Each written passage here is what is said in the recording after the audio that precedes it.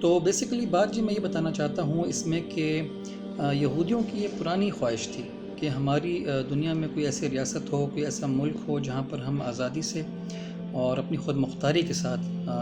زندگی گزار سکیں اپنے مذہب کی بتائی ہوئی تعلیمات کے مطابق، نمبر 1۔ نمبر 2 جو ان کا ایجنڈا تھا وہ یہ کہ جس مسیحا نے آنا ہے پوری دنیا میں یہودیوں کی حکومت قائم کرنے کے لیے،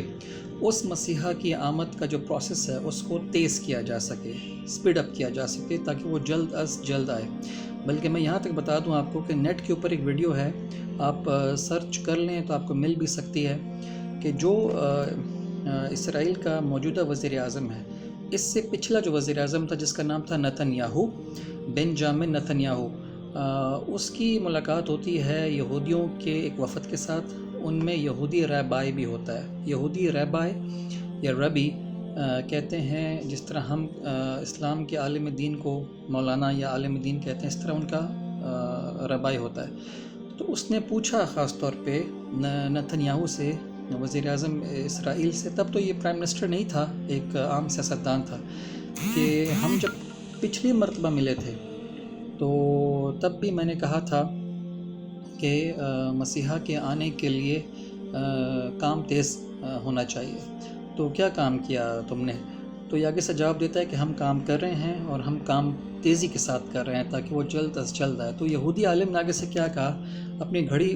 دیکھ کر کہا کہ کیا کام کر رہے ہو، وہ تو آج بھی نہیں آیا۔ امیجن دس، یہ ڈیلی بیسس پر مسیحا کا ویٹ کرتے ہیں وہاں پر، ہم پتہ نہیں پاکستانی یا باقی مسلمان کس دنیا میں رہ رہے ہیں۔ خیر، یہ ان کا تھا، مگر ان کو یہ سمجھ نہیں آ رہی تھی کہ ہم کام کہاں سے سٹارٹ کریں۔ یہودی اگر اپنی ان کو ایک ریاست یا ملک بنانا ہے، یہ ملک کون بنائے گا، کہاں سے کام شروع کیا جائے گا اور کس جگہ پر بنائے گا، یہ بڑا زبردست اور ایک اہم سوال تھا ان کے ہاں۔ اچھا، دیگر جو پرابلمس تھی راستے میں آ رہی تھیں ان کے، وہ یہ تھا کہ کیا دنیا اس کو تسلیم کرے گی، کیا باقی مسلمان ممالک اس کو تسلیم کریں گے، کیونکہ جس جگہ ان کو اپنا ملک بنانے کی خواہش تھی یا دل میں ان کی آرزو تھی یا جو یہ سوچ رہے تھے، وہ جگہ تھی فلسطین کے اندر، بلکہ فلسطین ہی تھی، جیسا کہ بعد میں انہوں نے کر دکھایا، فلسطین ہی کے اندر اسرائیل کو قائم کر کے دکھایا۔ وہ فلسطین اس وقت مسلمانوں کے کنٹرول میں تھا، اور کون سی مسلمان امپائر تھی؟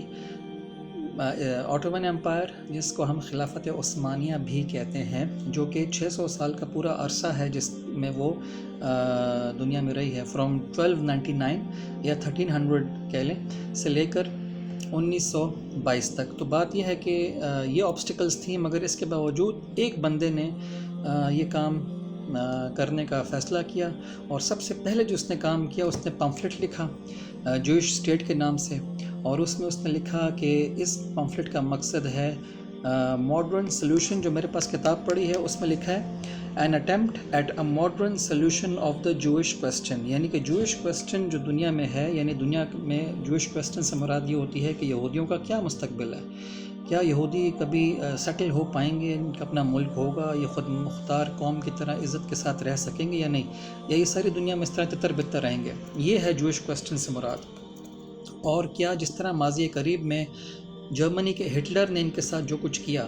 کیا آئندہ بھی کوئی اور آ کر ایسا کرے گا، یا یہ کبھی سیلف ڈیفنس کے اپنے آپ کو پروٹیکٹ کرنے کے قابل بن سکیں گے؟ یہ تب تک نہیں ہوتا جب تک آپ کے پاس ایک الگ ملک نہ ہو، الگ فوج نہ ہو آپ کی۔ تو یہ سارا کچھ تھا جس کو اچیو کرنے کے لیے ان کے لیے ملک ضروری تھا۔ تو یہ کام کرنے کے لیے سب سے پہلے قدم بڑھایا جس بندے نے، وہ ایک جوئش انٹلیکچوئل تھا، نام بتانے کی یہاں ضرورت نہیں ہے، اور اس نے پمفلٹ لکھا۔ پمفلٹ لکھ کر اس نے تقسیم کیا، اور اس کے اندر اس نے یہ آئیڈیا دیا کہ ہمیں سب سے پہلے جگہ کا تعین کرنا پڑے گا کہ ہم نے کہاں پر یہ جگہ بنانی ہے۔ ایک آپشن تھا ان کے پاس ارجنٹائن، جس کے پاس بڑی فرٹائل سپیسز تھیں، زرخیز زمین تھی، مگر اس کے بعد جس جگہ کے بارے میں ان کا فیصلہ ہوا وہ تھا فلسطین۔ جی ہاں، لیکن تب تک فلسطین، جیسا کہ میں نے بتایا، کہ مسلمانوں کے کنٹرول میں تھا، تو ظاہر بات ہے مسلمانوں کے پاس جانا پڑے گا، ریکویسٹ کرنی پڑے گی۔ یعنی آپ اندازہ لگائیں کہ اس دور میں دنیا میں مسلمانوں کی بھی کوئی حیثیت تھی، کوئی سپر پاور مسلمان تھے اس دنیا میں، ایک ریاست کے طور پر، ایک امپائر کے طور پہ۔ آج تو کوئی حیثیت نہیں ہے۔ تو یہ پھر گیا چند یہودیوں کے ساتھ ان کے پاس، کیا کہتے ہیں ottoman امپائر کے لیڈر کے پاس، اور ان سے ملا، ان کو ریکویسٹ کی، ان کو لالچ بھی دی، قرض اتار دیں گے سارا اس نے مطلب ہے کہ ان کو بتایا کہ جتنا بھی آپ کا قرض ہے باقی ملکوں کا، ہم اس کو اتارنے میں آپ کی مدد کر سکتے ہیں، کچھ اس طرح کی ان کو آفرز کی، مگر آخر میں وہ جگہ کا فیصلہ ان کو پرمیشن ottoman امپائر کے لیڈر سے نہیں مل سکی، یہاں تک کہ یہ نا امید ہو کر آ گیا۔ مگر پھر اس نے دوبارہ کوشش کی، اس نے ریکارڈ کے مطابق 2-3 چکر لگائے ottoman امپائر کے استنبول ترکی میں۔ تو پھر اس کے بعد آخر میں ہوتا کیا جی، فرسٹ ورلڈ وار آ جاتی ہے، جس میں ottoman امپائر بھی غلطی سے انٹر ہو جاتی ہے جنگ کے اندر، اور پھر شکست ہو جاتی ہے ان کو۔ تو جب ottoman امپائر ختم ہوتی ہے تو کہیں جا کے ان کو راستہ ملتا ہے ارض مقدس فلسطین کے اندر داخل ہونے کا، اور اس کے بعد سے دنیا میں ایک ایسا مسئلہ جنم لیتا ہے جو کہ آج تک پھر ختم نہیں ہوا، اور اس کے بعد امت کی ڈائریکشن بھی بدل گئی۔ اس وقت تک امت عروج کے راستے پر جا رہی تھی، لیکن اس کے بعد سیدھا زوال کی طرف گئی اور آج تک کھڑی نہیں ہو سکی۔ اور تاریخ کیا تھی جب یہ ottoman امپائر ختم ہوئی ہے جی؟ اور جو سب سے بڑا آبسٹیکل تھا اسرائیل کے قائم کرنے میں، یعنی اپنا ایک ملک قائم کرنے میں، اسرائیل کا نام تو انہوں نے بعد میں تجویز کیا، 1948 میں جا کر پھر اسرائیل قائم ہوتا ہے، لیکن 1948 سے پہلے انہوں نے ہوم ورک کیا ہے۔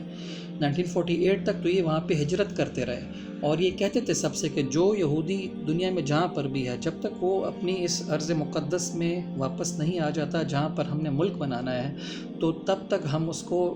ٹرو جو مانتے ہی نہیں ہیں، ہم اس کو سچا یہودی مانتے ہی نہیں ہیں، یہاں تک کہتے تھے وہ۔ آتے گئے بڑے بڑے دنیا کے بینکرز نے، روتھ شائلڈز نے، جو کہ بہت بڑا خاندان ہے، بینک کی دنیا میں بہت بڑا نام ہے، انہوں نے سپورٹ کیا ان کے لیے۔ کیا کہتے ہیں، وہاں کے مسلمانوں کو زبردستی بھی ان سے گھر لے کر یہودیوں کو دیے گئے، گھر خرید کر بھی دیے گئے۔ مسلمان بھی تو پھر مطلب ہے کہ اتنا کوئی سچا مسلمان تو نہیں ملتا نا اس دور میں، تو اس طرح کے مسلمان ملتا بھی ہے، مگر جنہوں نے ترجیح دی کہ ہم پیسے لے کر جگہ دے دیں ان کو، انہوں نے لی اور وہ چلے گئے، اور اس طرح یہودیوں کا آبادی کا سلسلہ شروع ہو گیا، یہاں تک کہ 1948 کے اندر پھر اسرائیل قائم ہوا۔ لیکن جو سب سے بڑا آبسٹیکل تھا اس پورے مشن کو اچیو کرنے میں، that was the great ottoman Muslim empire, کیونکہ وہ نہیں مان رہے تھے۔ ان کو پتہ تھا کہ جب یہ ایک بار انٹر ہو گئے یہاں پر، تو پھر ان کو یہاں سے کوئی نہیں نکال سکے گا، اور وہی ہوا۔ وقت نے ثابت کیا کہ وہ ان کی آبزرویشن یا ان کے جو بھی ریزرویشنز تھیں وہ صحیح تھیں، ان کے تحفظات وقت نے سچ ثابت کر دکھائے۔ اور کب ختم ہوتی ہے ottoman امپائر؟ تاریخ پتہ ہونی چاہیے، 1 نومبر 1922۔ اور آج جو میں ویڈیو بنا اس لیے رہا ہوں کیونکہ آج بھی تاریخ کچھ ایسی ہی ہے، 1 نومبر 2022، یعنی کہ ہماری ottoman مسلم امپائر کو ختم ہوئے آج پورے 100 سال کا عرصہ ہو چکا ہے، یعنی کہ امت مسلمہ کی زوال کی سنچری پوری ہو گئی ہے۔ اور دیکھ لیں کہ مسلمان 100 سال بعد کہاں کھڑے ہیں، اور وہی اسرائیل جس کو ottoman امپائر اندر نہیں آنے دے رہی تھی، جو بدقسمتی سے فرسٹ ورلڈ وار کے بعد ختم ہو گئی، اپنے پیروں پر کھڑی نہیں رہی، اور اس کو ختم کرنے میں یہودیوں کے ساتھ، اور یہودیوں کے ساتھ انگریز، برطانوی انگریز، اور ان انگریزوں کے ساتھ جس نے مدد کی مسلمانوں میں، وہ کون تھے؟ وہ تھے عرب، اور ان کو ان کا انعام مل گیا، ان کو بادشاہت دے دی گئی، اور جو آج سعودی عرب کے نام سے ہم سب کے سامنے ہے۔ اور جو حاجیوں کو پانی پلا کر اور ان میں قرآن تقسیم کر کے جن کی غلط فہمی ہے کہ ہم اسلام کی بڑی خدمت کر رہے ہیں، انہوں نے جو کیا تھا